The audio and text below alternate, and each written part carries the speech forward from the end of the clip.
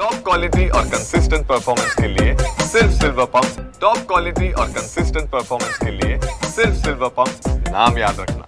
कोल्हापूर जिल्ह्यात पावसाचा जोर कायम आहे आणि त्याचमुळे पंचगंगा नदीच्या पाणी पातळीत देखील मोठी वाढ होताना पाहायला मिळते। पंचगंगा नदी आता इशारा पातळीकडे वाटचाल करते, कारण पंचगंगा नदीची पाणी पातळी आता 33 फूट 5 इंचांपर्यंत जाऊन पोहोचलेली आहे आणि याच नदीवर असणारे आणि जिल्ह्यातील 56 बंधारे सध्या पाणी खाली गेल्याचं पाहायला मिळते। पंचगंगा नदीची इशारा पातळी ही 39 फूट आहे आणि धोका पातळी ही 43 फूट आहे आणि त्यामुळेच आता ही पंचगंगा नदी इशारा पातळी जाते असं म्हणावं लागेल। विशेषतः जिल्ह्याच्या धरण क्षेत्रात ज्या पद्धतीचा पाऊस पडतोय त्यामुळे धरणांच्या पाणी पातळीत देखील झपाट्याने वाढ होताना पाहायला मिळते, कारण राधानगरी धरण आता 65% जास्त भरलेले आहे आणि ज्यामुळे या धरणातून 3100 क्युसेक्सचा विसर्ग भोगावती नदीमध्ये सुरू आहे आणि त्यामुळे देखील पंचगंगा नदीच्या पाणी पातळीमध्ये वाढ होताना पाहायला मिळते। आपण बघू शकतो ते जवळपास 33 फुटांपर्यंत हे सगळं पाणी गेल्यानंतर पंचगंगेचं हे विस्तीर्ण पात्र आपल्याला पाहायला मिळतंय।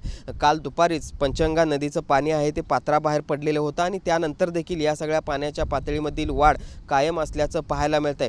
जिल्ह्यातील अनेक लघु आणि मध्यम प्रकल्प जे आहेत ते देखील आता ओसंडून वाहत आहेत आणि त्याचा देखील परिणाम म्हणून या सगळ्या पंचगंगा नदीच्या पाणी पातळीमध्ये झपाट्याने वाढ होताना पाहायला मिळते। आज देखील कोल्हापूरसाठी ऑरेंज अलर्ट आहे तो देण्यात आलेला आहे, त्यामुळे आज दुपारनंतर देखील अशाच पद्धतीचा पाऊस राहील किंवा हा पावसाचा जोर अशाच पद्धतीने कायम राहील असा अंदाज हवामान विभागाने वर्तवलेला आहे आणि त्यामुळे एकूणच आपण बघतोय कोल्हापूरमध्ये गेल्या 4 दिवसापासून मुसळधार असा पाऊस पडतोय। विशेषतः जिल्ह्याच्या ग्रामीण भागात आणि धरण क्षेत्रात मोठा पाऊस पडतोय आणि तशीच परिस्थिती आजच्या दिवशी देखील राहील असा अंदाज आहे तो प्रशासनाकडून वर्तवला गेला आहे आणि त्यामुळे आता पंचगंगा नदी एका बाजूला इशारा पातळीकडे वाटचाल करत असताना जिल्हा प्रशासन देखील सतर्क होताना पाहायला मिळतंय।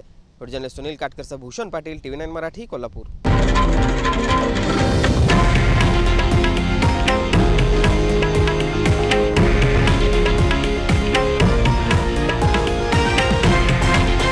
हे आहे देशातील नंबर 1 न्यूज नेटवर्क आणि आपण पाहत आहात TV9 मराठी, एकमेव।